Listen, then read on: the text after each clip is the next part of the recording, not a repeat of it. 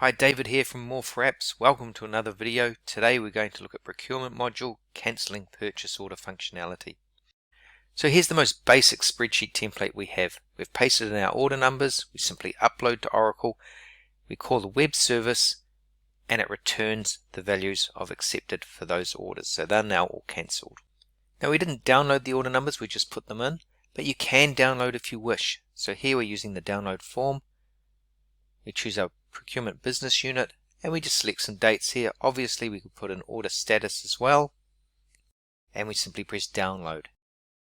You can also download via sheet. In this example here we're pasting in the exact order numbers we wish to return, so these don't have to be in a sequence. We'll use the filter like the download form. These are precise for these orders, and we simply execute the download by pressing the download via sheet option, and there you go, 6 POs returned.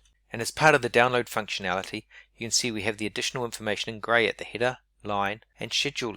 You can use this information to help you decide what you need to cancel. The cancellation support isn't just at the header level. You can cancel the line and the schedule level.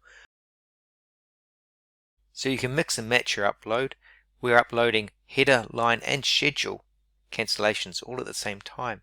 And of course there's pre-validation, so if something's missing or not right for a particular order, you'll get the message back into the spreadsheet for you to then fix so that you can upload again. So let's see how More for Apps stacks up against Oracle. From advanced preload validation, to cancelling orders at any level, being able to download a distinct set of orders, to a user-friendly download form, and finally, not even requiring a download, which is key. You shouldn't have to download data just because you want to do the update. To find out more about More for Apps products and how they can help you, please visit our website.